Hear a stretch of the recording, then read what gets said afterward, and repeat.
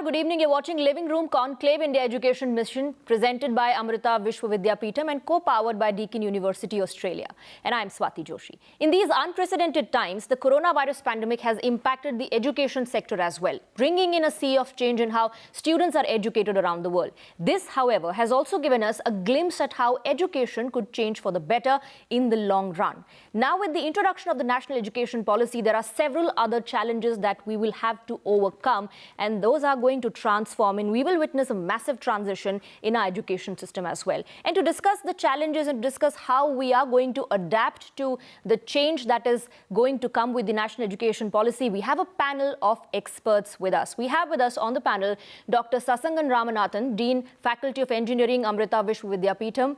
Ravneet Pahwa joins us, Deputy Vice President and CEO of Deakin University, Australia. We also have Dr. Ram Sharma, Director, Academy, Strategic Global University Systems, along with Divya Lal, founder and MD of FlipLearn. And before we open up the debate and go across to our esteemed panelists to discuss the various challenges and how to overcome them, let's first go across to our Group Editor Politics, Navika Kumar, joined by the Education Minister himself, Dr. Pokhriyal, and understand the National Education Policy, the impact, the changes that it is going to bring along with it. The Modi government has just come out with a new education policy after 34 years for a modern approach to India's education and bringing out smarter and more skilled students from schools and colleges. And joining me tonight is HRD Minister Mr. Ramesh Pokhriyal, who, with the guidance of Prime Minister Narendra Modi and the Home Minister Mr. Amit Shah, who himself sat in on at least 8 such meetings with all domain experts to build this new education policy. Thank you, Mr. Pokhriyal, for joining me tonight. And I must ask you, the government deserves to be complimented for coming out with a new education policy. It is being hailed as the best reform in decades. Can you give us a few key highlights which you think will be an education policy serving the modern need of India for the times to come? पहले तो मैं आपका धन्यवाद देना चाहता हूं कि आपने इस बात को कहा है कि ये देश में पहली बार ऐसे प्रभावी और लोकप्रिय शिक्षा नीति आई है, और ये बात सच है। मैं समझता हूँ कि दुनिया के सबसे बड़े नवाचार के साथ हम इस शिक्षा नीति को लाए हैं। दुनिया का शायद किसी नीति पर इतना विचार विमर्श हुआ होगा और इतने लोगों तक पहुँचो, करोड़ों लोगों तक पहुँचे। हमने छात्र से 33 करोड़ छात्र छात्राओं के अभिभावकों से, हमने 1 करोड़ 9 लाख अध्यापक गण से, हमने विशेषज्ञों से, हम लोगों ने स्कूली 15 लाख से अधिक स्कूलों से, हमने 2.5 लाख ग्राम समितियों से, तमाम क्षेत्र में विचार विमर्श राज्यों के सरकारों से, जनप्रतिनिधियों से मीटिंग करके, व्यक्तिगत बात करके, परामर्श करके, एक बार नहीं कई बार देश के सभी शिक्षा मंत्रियों के साथ चर्चा करके, और उसके बाद भी मसौदे को ला करके हमने पब्लिक डोमेन में डाला और 2.25 लाख के आसपास उसमें सुझाव है। इन सुझावों का भी व्यापक विश्लेषण करने की दृष्टि से हमने स्कूली शिक्षा और उच्च शिक्षा में 2 अलग अलग सचिवालय बनाए, 15-15, 20-20 टीमें विशेषज्ञों की बनाई, और एक सुझाव का विश्लेषण करके मंथन करने के बाद जो ये नई शिक्षा नीति अमृत के रूप में आई है, निश्चित रूप में ये बहुत प्रभावी है। यदि मैं ये सोचता हूँ कि आमूलचूल परिवर्तन की दिशा में ये विश्व फलक पर कैसे लेकर के जाती है, जैसे स्कूली शिक्षा में यदि जो आपने कहा कि क्या नए परिवर्तन हैं, तो पहले तो मैं ये कहूँगा कि स्कूली और उच्च शिक्षा प्रणालियों में व्यापक परिवर्तन और सुधारों के लिए ये मार्ग प्रशस्त करेगी। ये जो नई शिक्षा नीति है, 2030 तक हम 100% स्कूली शिक्षा में GR करेंगे, और स्कूली शिक्षा में हम 12वीं स्तर तक इस शिक्षा का सार्वभौमिकीकरण करेंगे। सबके लिए शिक्षा, हर वर्ग के लिए, हर नीचे तक, अंतिम छोर तक का भी बच्चा शिक्षा से वंचित नहीं रहेगा। ये जो बीच में लगभग 2 करोड़ 2.5 करोड़ बच्चे ड्रॉप आउट कर देते हैं, इनको हम रेगुलर मुख्य धारा में रहेंगे, कोशिश करेंगे कि भिन्न भिन्न कारणों से ड्रॉप आउट न कर सकें। हम लोगों ने जो मूल स्कूली शिक्षा में जो 10+2 था उसको हटा दिया है, क्योंकि 10वीं तक एक ही जैसा चल रहा है। बच्चे की मनस्थिति बदलती है, आयु के साथ उसकी परिस्थितियाँ मनस्थितियाँ बदलती हैं, और इसलिए हमने विशेषज्ञों की राय पर हमारी कमेटी में व्यापक परामर्श के बाद इसको 5+3+3+4 किया है। ये जो बच्चा है, हमारे विशेषज्ञों ने कहा है कि 3 वर्ष से और 6 वर्ष तक के बच्चे का 85% तक मस्तिष्क का विकास होता है। इसलिए हम उस पूंजी को, उस बच्चे को जो हमारा भविष्य है, उसको वहीं पकड़ना चाहते हैं। 3 वर्ष का बच्चे खेल खेल के माध्यम से क्या वो समझ सकता है, कर सकता है। इसलिए आंगनबाड़ी प्लस 2 वर्ष और 5 और उसके बाद 3, उसके बाद 3 और फिर 4। हाई स्कूल इंटर में परीक्षा होगी, लेकिन 5 और 8 में उसके आंतरिक स्कूली परीक्षाएं होंगी। तो मैं ये समझता हूँ ये परिवर्तन, और वो भी 6वीं क्लास से ही हम कृत्रिम बुद्धिमत्ता पढ़ाएंगे। दुनिया का पहला देश होंगे हम जो आर्टिफिशियल इंटेलिजेंस पढ़ाएंगे 6वीं से, स्कूली शिक्षा से। हम कक्षा 6 से ही वोकेशनल पाठ्यक्रम ला रहे हैं, व्यावसायिक शिक्षा लाएंगे, उसके स्किल का विकास करेंगे।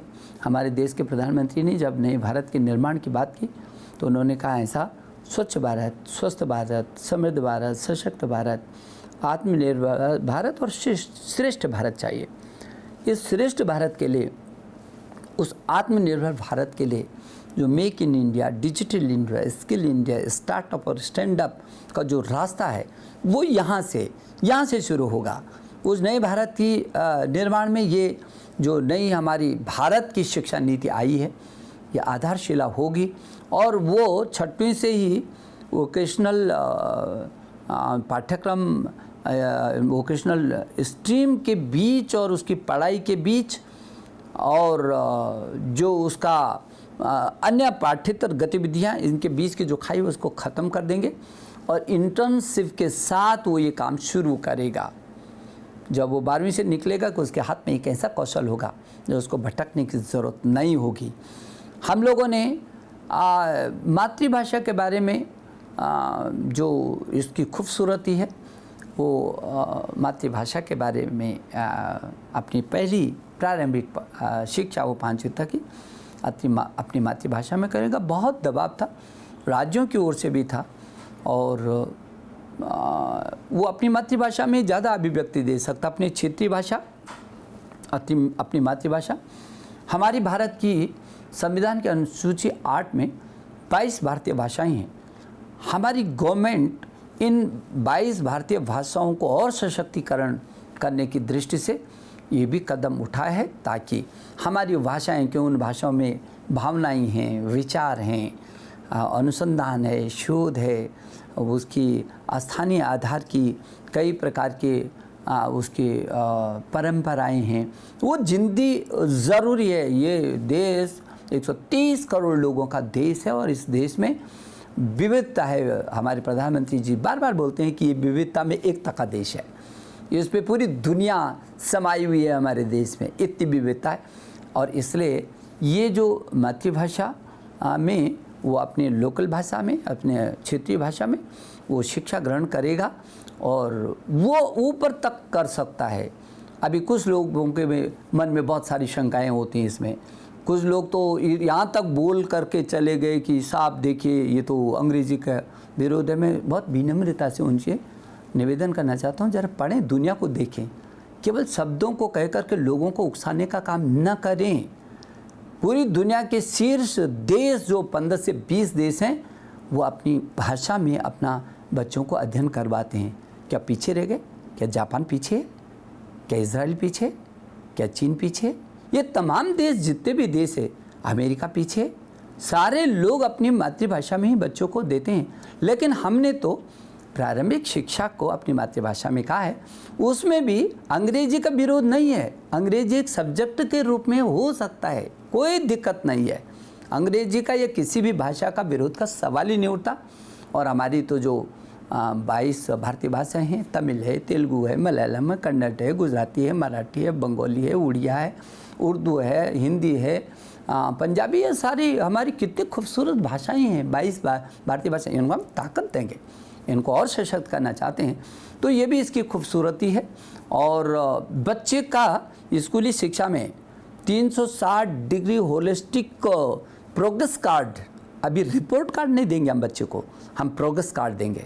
और प्रोग्रेस कार्ड में भी क्या होगा, जब उसको मूल्यांकन, स्व मूल्यांकन करेगा बच्चा, अपना भी मूल्यांकन करेगा, उसके अभिभावक भी मूल्यांकन करेंगे, उसके अध्यापक भी मूल्यांकन करेंगे और उसके साथी भी मूल्यांकन करेंगे, तब जा कर के ये उसका रिपोर्ट कार्ड नहीं बल्कि प्रोग्रेस कार्ड बनेगा। अपने में बहुत खूबसूरत होगा। ये मूल्यांकन सुधार, जो लर्निंग आउटकम प्राप्त करने का जो हमारा टारगेट है, वो इससे हम इसको प्राप्त करेंगे और बच्चे पर लगातार दृष्टि रहेगी, नज़र रखी जाएगी। उच्च शिक्षा में भी हम अभी लगभग 27% के GR पे हैं। हम 2035 तक इसको 50% लेकर के जाने के मन में है और इससे 3.5 करोड़ बच्चों को, नए बच्चों को उच्च शिक्षा प्राप्त करने का अवसर प्राप्त होगा।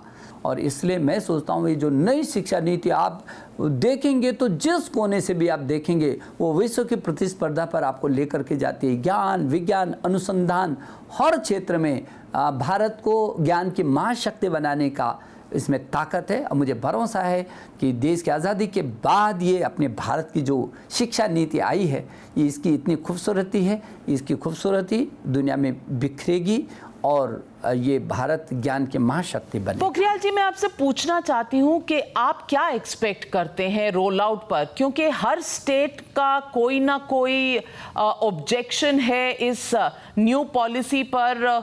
क्या ये स्टेट्स के एजेंडे में शामिल हो पाएगा? राज्य और हम मिलकर के करेंगे।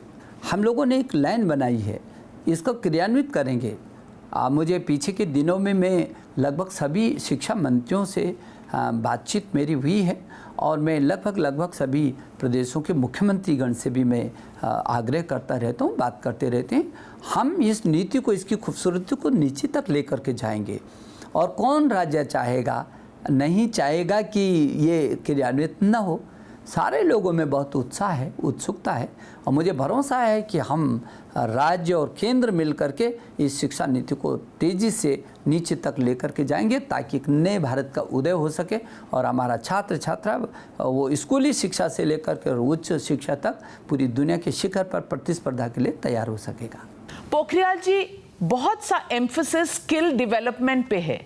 Will this also make education more digital friendly and accessible for students in far-flung areas? गांव के लोगों के लिए, दूर दराज जगह में लोगों के लिए क्या ये ज़्यादा accessible होगा?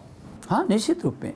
मैं सोचता हूँ कौशल विकास इसलिए कि हमारा वो जो नॉलेज है हमारा, यदि वो हमारी ज़िंदगी में हमारा काम नहीं आए तो क्या करना है उस शिक्षा से। और इसलिए बहुत ज़रूरी है कि उसको उसके हाथों में स्किल भी हो, उसको जानकारी। यदि किसी शोध कर रहा है तो शोध के बाद उसको प्रमाणित तरीके से आगे बढ़ाने का भी मादा होना चाहिए। और इसीलिए मैंने अभी कहा कि स्कूली शिक्षा से हम व्यावसायिक शिक्षा को आगे बढ़ा रहे हैं ताकि उसका मस्तिष्क किस क्षेत्र में जाना चाहता है वो व्यापक स्तर पर बढ़ता चले जाएगा और पीछे से उसके मन के अनुरूप उसको ताकत दी जाती रहेगी। उसके साथ, उसके मन के साथ दौड़ना पड़ेगा ताकि उसकी उन क्षमताओं का उस सीमा तक का उपयोग कर सकेंगे। और इसलिए जब डिजिटल इंडिया आदरणीय मोदी जी ने बोला था, जब make in India, digital India, skill India बोला था, तो उसके पीछे भाव ये है कि हाँ, डिजिटल इंडिया होगा, समय की बचत होगी हमारी और हर हाथ में एक ऐसा स्किल होगा कि वो देश को आत्मनिर्भर भारत बनाने की दिशा में बढ़ेगा, आगे बढ़ेगा। इसलिए उसी के अनुरूप स्किल को और विकसित कैसे किया जा सकता है और इसको डिजिटल शिक्षा में और तेज़ी से कैसे लाई जा सकती है, ये इस नीति का बहुत महत्वपूर्ण हिस्सा है। With this policy, Mr. Pokhriyal, can we expect the gap between government and private schools to be actually narrowed down? इस वक्त जो हमें दिखता है कि जो बच्चा सरकारी स्कूल में पढ़ता है और जो प्राइवेट स्कूल में पढ़ता है उनके बीच में बहुत गैप है। जो लर्निंग सिस्टम्स सरकारी स्कूलों में है वो कई बार मैचअप नहीं कर पाते। इस पॉलिसी से क्या हम ये दूरी कम करेंगे? हाँ, निश्चित। जब देश की एक शिक्षा नीति होगी तो अंतर अपने आप ही भरा जाएगा और निश्चित रूप में इस शिक्षा नीति, जो राष्ट्रीय शिक्षा नीति है, इसमें ताकत के साथ इस खाई को पाटने की ताकत है और ये खाई पटेगी। नहीं तो लोग कहते हैं ये प्राइवेट, ये सरकारी, और प्राइवेट में भी लोग तरह तरह की बातें करते हैं। ये जब एक जैसी शिक्षा होगी तो मुझे लगता है कि वो खाई पटेगी और फिर ये राज्य शिक्षा का विषय राज्यों का है। राज्य समर्थ हैं, राज्य अपनी अच्छी सी उस खाई को पाटने के लिए आगे आएंगे तो ये अपने आप ये खाई पटेगी और एक जैसी शिक्षा को लाने में हम अंतिम व्यक्ति तक समानता का जो हमारा जो सूत्र है कि सबको समान अवसर प्राप्त हो सकें और अंतिम छोर तक के बच्चे तक हम पहुंच सकें और समानता का स्वरूप ला सकें, ये ज़रूरी है। At some point, will this policy help in creating uniform education standard across the board in states? Because इस वक्त बहुत फ़र्क है। केरल से कोई आने वाला या तमिलनाडु से आने वाला, असम से जो आता है, दिल्ली से जो आता है और गुजरात से जो आता है, इन सब के बीच में बहुत फ़र्क होते हैं। स्टैंडर्ड क्या पूरे इंडिया में एक सा होगा? हाँ, निश्चित रूप में अभी भी हम लोग देखिए, हमारे NCERT है और इधर UGC है। UGC के मानकों को तमाम विश्वविद्यालयों को काफ़ी फॉलो करते हैं, उसको मानते हैं और इसलिए कि पूरे देश के अंदर जब वो डिग्री लेगा तो ऐसा नहीं कि एक ही प्रदेश में रहना है, उसने पूरे देश के अंदर जाना है। उसको नौकरी भी चाहिए, तमाम अवसर चाहिए और उसकी मान्यता पूरे देश के अंदर होनी चाहिए। उसके लिए UGC है और इधर NCERT ने कुछ तैयार किया है। जो NCERT जो पाठ्यक्रम भी तैयार करती है और राज्यों में SCERT है। तो NCERT और SCERT इन दोनों के बीच बेहतर तालमेल करेंगे और जो लाइन बनी है उसी लाइन के अनुसार अब कोई राज्य अपना भूगोल भी पढ़ाएगा, अपना इतिहास भी पढ़ाएगा, वो अपनी लोकल समृद्धता भी पढ़ाएगा। तो कुछ चीज़ें समान रूप से पूरे राष्ट्र के अंदर एक जैसी होंगी और कुछ चीज़ें उस प्रदेश की परिस्थिति अनुसार और उसके इतिहास, भूगोल और अन्य जो उसकी परंपराएं उनके अनुसार भी वो उसको छूट रहेगी और अभी भी है। Mr. Pokhriyal, I want to ask you, and this is an area of concern for many. In the formation years, there is emphasis on mother tongue and local language and the development of Sanskrit. How will this impact English, which is the universal language, जिसकी वजह से आज भी दुनिया भर में हम Japanese या Chinese से better समझे जाते हैं, because India is an English speaking nation to a large extent because Indians can speak English. अगर ये बदला जाए, संस्कृत, हिंदी, local languages आए, तो क्या ये हमारा जो इस वक्त पॉजिटिव एट्रीब्यूट है ये कहीं खो जाएगा? नहीं, इसमें शंका किसको है? और मुझे आश्चर्य होता है कि जो लोग इन बातों को कर रहे हैं वो थोड़ा सा अध्ययन करें। मेरा ये निवेदन रहेगा। हम अंग्रेजी के कहाँ विरोधी हैं? कहाँ अंग्रेजी का विरोध हो रहा है? हम अपनी मातृभाषा की बात करेंगे तो अंग्रेजी का विरोध होता है। हम यदि तेलुगु की बात करेंगे तो अंग्रेजी का विरोध होगा, तमिल की बात करेंगे तो अंग्रेजी का विरोध होगा, पंजाबी की बात करेंगे, कन्नड़ की बात करेंगे तो अंग्रेजी का विरोध होगा। अंग्रेजी एक भाषा है, उसका कोई विरोध नहीं है। लेकिन हाँ, हमारी अपनी जो भाषाएं हैं, हमारी जो क्षेत्रीय भाषाएं हैं, हमारी जो भारतीय भाषाएं हैं, हमारी हैं, वो उसकी सशक्तता चाहिए। और यूनेस्को ने ये कहा है, यूनेस्को ने कहा है कि प्रारंभिक शिक्षा अपनी मातृभाषा में ही होनी चाहिए। मैं देख रहा हूँ कि बिना सोचे समझे कुछ लोग ऐसे बयान दे देते हैं और प्रबुद्ध लोग कहलाने वाले, मुझे बहुत दुख होता है। प्लीज़ आप उसका विश्लेषण करिए और तब जाकर के इन बातों को बोलिए। ये शिक्षा नीति में सारी भाषाओं को सम्मान है, लेकिन अपनी मातृभाषा में प्रारंभिक शिक्षा उस बच्चे अपनी वो, ताकि वो भाषा भी जिंदी रहे, उसकी संस्कार भी जिंदा रहें, उसको भारत के भी दर्शन करे, अपने प्रदेश के भी दर्शन करे उस भाषा के माध्यम से। आप उसके बाद पूरी दुनिया की भाषा पढ़िए ना।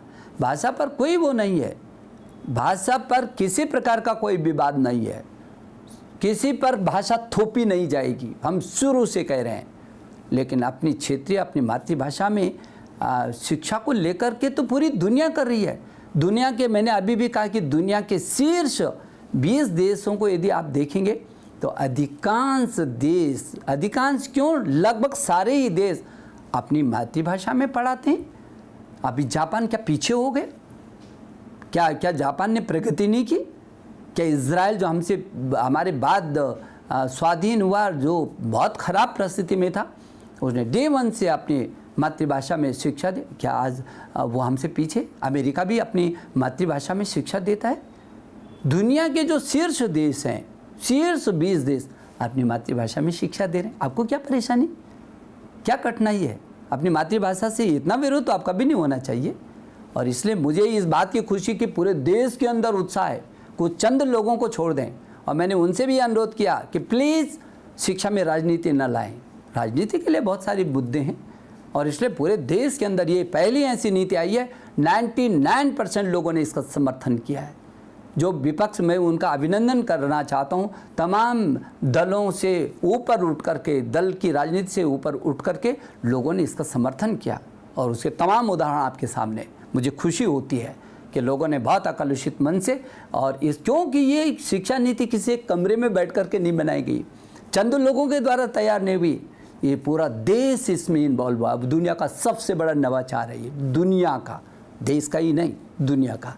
और इसलिए उन सब के मुझे खुशी होती है जब मेरे पास टेलीफोन आते हैं, मेल आते हैं, साहब आप धन्यवाद देना चाहते हैं, हमारे सुझावों को आपने इसमें रखा। तमाम लाखों हज़ारों लोगों के संदेश आ रहे हैं कि हम धन्यवाद देना चाहते हैं कि पहली बार भारत की ऐसी शिक्षा नीति आई है।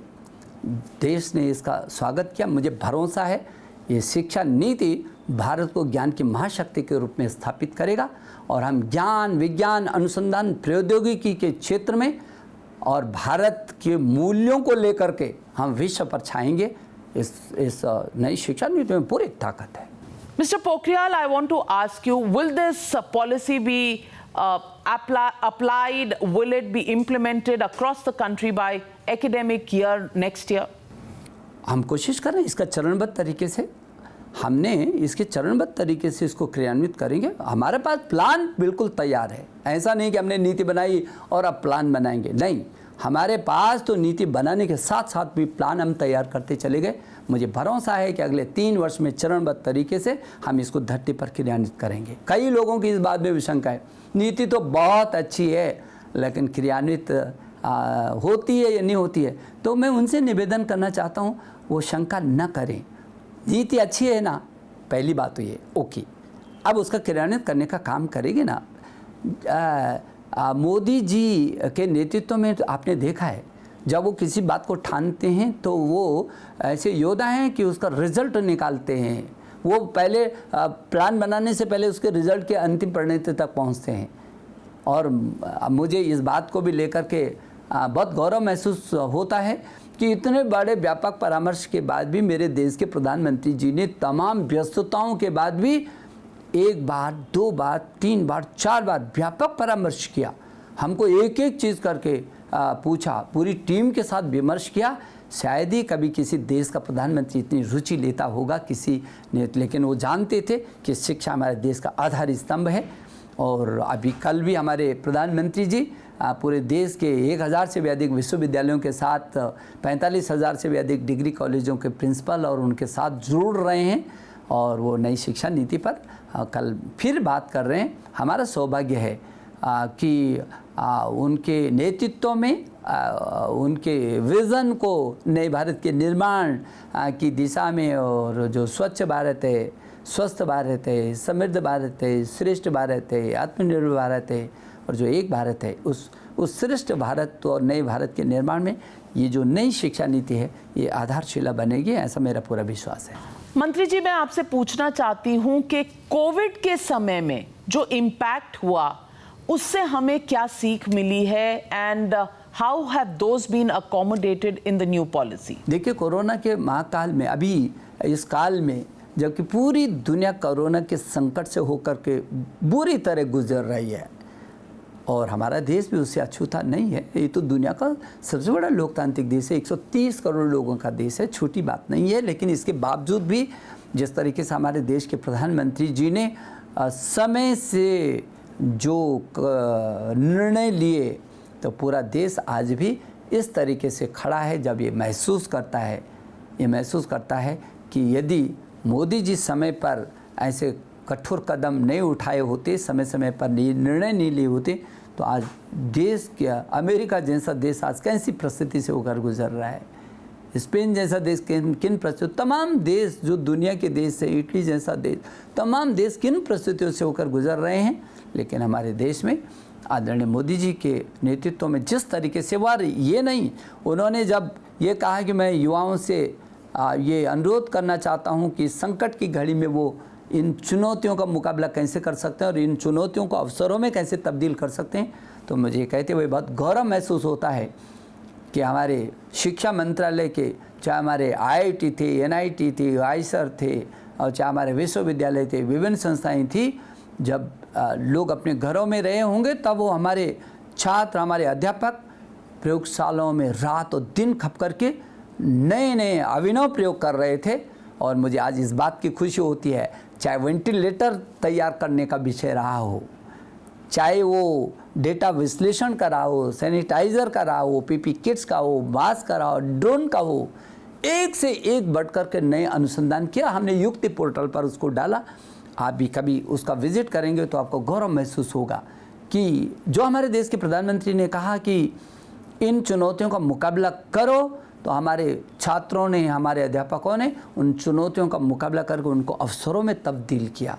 और जितने ये बने हैं ये अब बाहर से नहीं आ रहे। आज हम ऐसी स्थिति में आ गए हैं कि हमारे मास्क, हमारे जांच की जो टेस्टिंग जो किट है वो अब हम दुनिया को देंगे और सस्ती दरों पर देंगे और उत्कृष्ट देंगे, कम समय में अच्छा रिजल्ट निकालने वाले, ये हमारी ताकत। और इसलिए इस कोविड के समय में विभिन्न क्षेत्रों में यदि मैं यहाँ पर आपको चर्चा करूँगा तो मैं 2 घंटे तक ये बोल सकता हूँ कि कितने अभिनव प्रयोग इस बीच हमने किए हैं। नई चीज़ों को हमारे छात्र, हमारे युवा प्रधानमंत्री जी की प्रेरणा से आगे आकर के उन्होंने रिजल्ट दिया है, तो मुझे खुशी होती है। अब इस जो नई शिक्षा नीति है इसमें भी हम, क्योंकि किन परिस्थितियों का मुकाबला कैसे करके किया जाए, इस पे चाहे वो पर्यावरण के क्षेत्र का हो, चाहे जल संरक्षण के क्षेत्र का हो, चाहे तमाम अनुसंधान के क्षेत्र का हो, चाहे आपदा प्रबंधन का क्षेत्र हो, इन सभी चीज़ों को हम पूरी ताकत के साथ इसमें समाहित करने में सफल हुए हैं। क्या ये पूरी पॉलिसी है या कोई सप्लीमेंट्री पॉलिसी भी आने वाली है? हाँ, नीति बनाई है ना हमने तो जो उसको लागू करने का भी बनाई है, उसकी रणनीति भी बनाई है और साथ साथ में हम लोग इसको क्रियान्वित चरणबद्ध तरीके से कैसे करके प्रदेशों के साथ मिल कर के करेंगे और केंद्र सरकार के विभिन्न जो संस्थान हैं वो एक मिशन मोड में कैसे करके इसमें करेंगे। हम लोग बिल्कुल एक नीति बनाई है, हमने एक रणनीति बनाई है। Thank you very much, Mr. Ramesh Pokhriyal, HRD Minister. Thank you for joining me on this very special broadcast.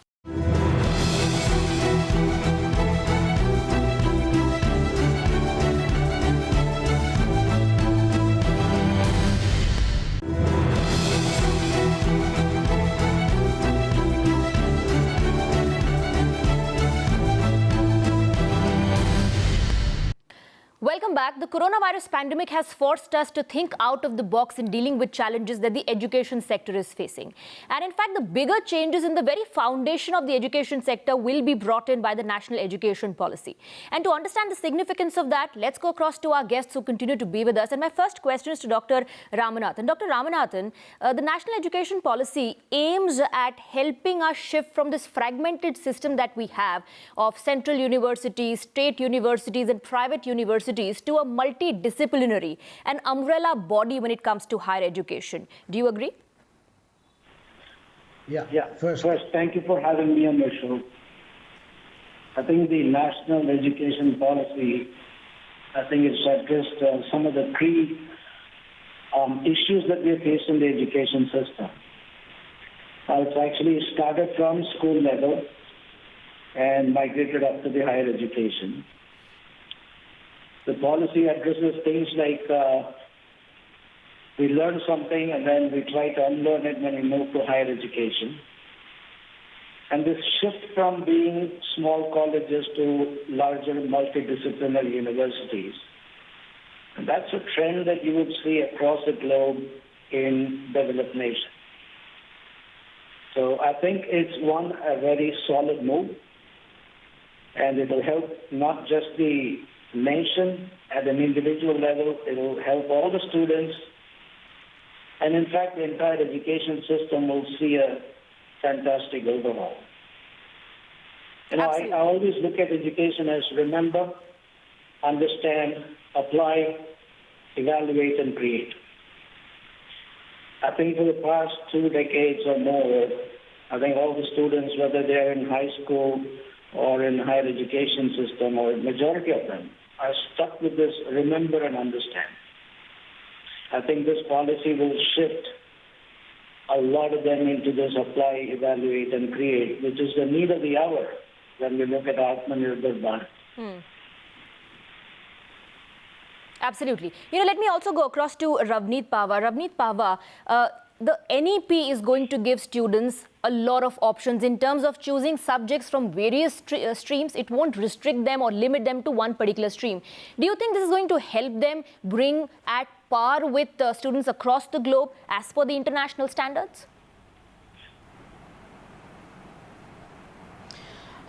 Thank you for having me on the show. Yes, absolutely. I think that if you actually look at what, the 7-8 key points of the National Education Policy, it talks about creating value for national. Okay, we seem to have lost that connection. We'll fix that line and connect with Ravneet Pahwa in just a short while. Let me meanwhile go across to Dr. Sharma. Dr. Sharma, many believe that this was the need of the hour, a single umbrella body which brings in a lot of coordination, that brings in uniformity in the education system of the country.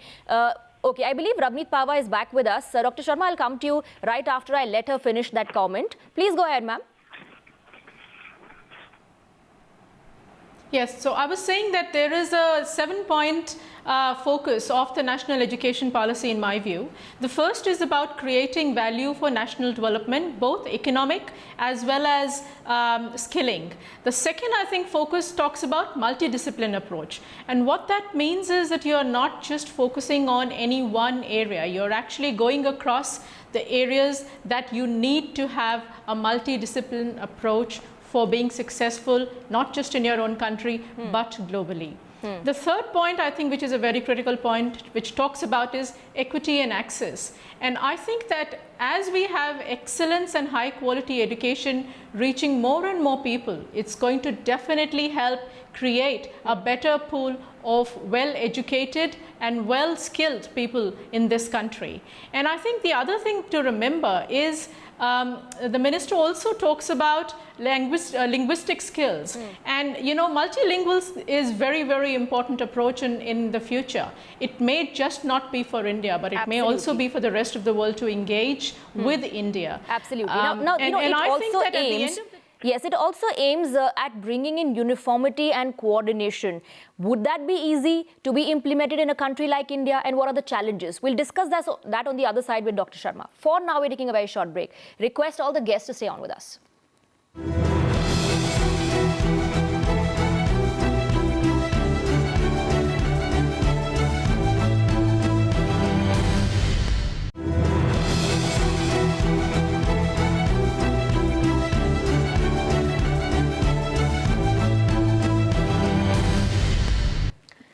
back. You're watching Living Room Conclave, India Education Mission, and our guests continue to be with us. Dr. Sharma, the NEP seeks at an overhaul of the entire education system through various reforms, but it also, most importantly, emphasizes on bringing uniformity and coordination. In a country like India, states play a very, very important role. How do you think is that going to be implemented? Is it going to be very, very challenging?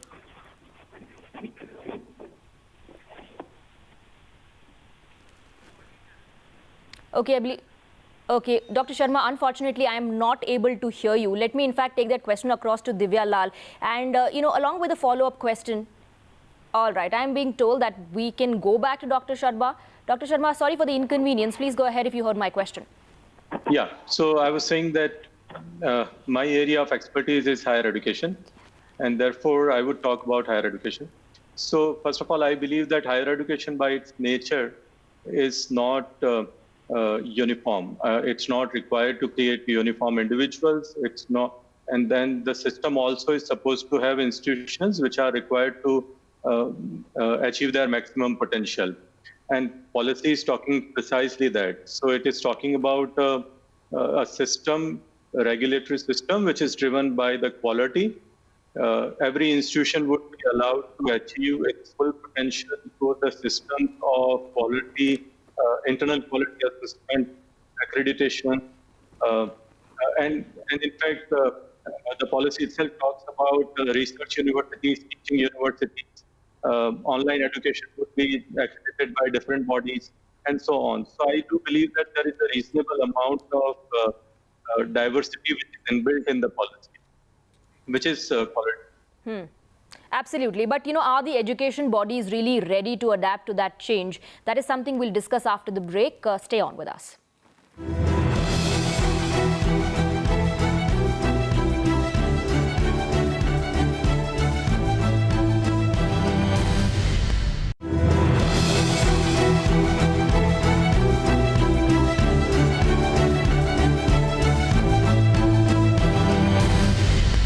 Welcome back. The coronavirus pandemic has forced us to shift from school classrooms to virtual classes. And let me bring in Divya Lal at this point in time.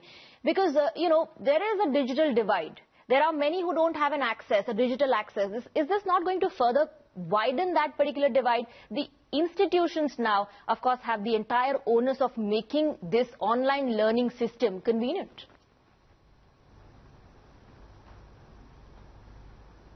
Okay. First of all, a very happy Independence Day to you and to everybody who's watching. And let me come to, we can always stop and say that there is a divide. Yes, that's true. Everybody does not have the same set of resources available. But will that allow us to not do anything and wait for the uniformity to happen? Or rather start off somewhere and build our infra? Today we heard the Prime Minister himself saying that, in the next 1,000 days you will see all the villages going through connectivity. So it's a matter of time. Connectivity is going to create that uniformity and equal opportunities and a level playing field for us. But I think what is important for us is that somewhere we in the education space have to do those initiatives. And everything need not be dependent only on the data. There are so many initiatives that are happening via the television. The government is running so many various things. State governments are running so many programs, etc. There are small groups of governments that are reaching out by making small WhatsApp groups at panchayat levels. So there are a lot of initiatives. I think what is the good part for us to appreciate is that a lot of stride has happened. It's been a leapfrog moment for the Indian ed tech space. So you're saying that there may be a digital divide, but that should not stop us from, exploring this particular avenue, exploring this particular aspect.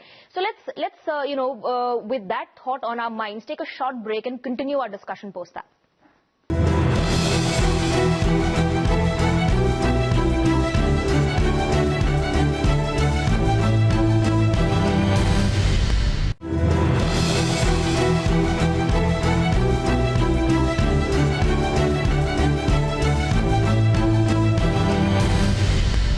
A stopgap arrangement, or is this the future clubbed with changes being brought in by the NEP? Let's take some closing comments. Let's begin with Dr. Ramanathan.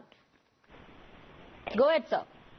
Well, I think this is a great step, and I don't think it's a stopgap. There is seriousness in what the minister has said. And I can say that based on the fact that there's a lot of teacher training programs already scheduled between now and the end of March. People have to understand what is outcome-based education and the tools and techniques available to our teachers and faculty to adopt to get to their objectives. Now, 500 FDPs, faculty development programs, already rolled out with a nice schedule. Tells you the seriousness of what this program is about. I think it's about building nation. Right. Ms. Baba, if you could also, quickly tell us briefly about the level of preparedness in your closing comments. I think that the first thing is the skill building approach is really important. I think the learner's outcome approach is really important. I think building a systematic differential framework, as we need in today's time, to meet both domestic and international workforce needs, I think is really important. I think research focus in universities and the higher education is really important. Right from pre-primary up till higher education, the whole reform system after 34 years is a very, very welcome change. And I think it's here to stay. I'm a little pressed for time, but it was a great interactive, informative debate. Thanking all the guests for sharing their perspectives with us. And that's all we have for you in this edition of Living Room Conclave.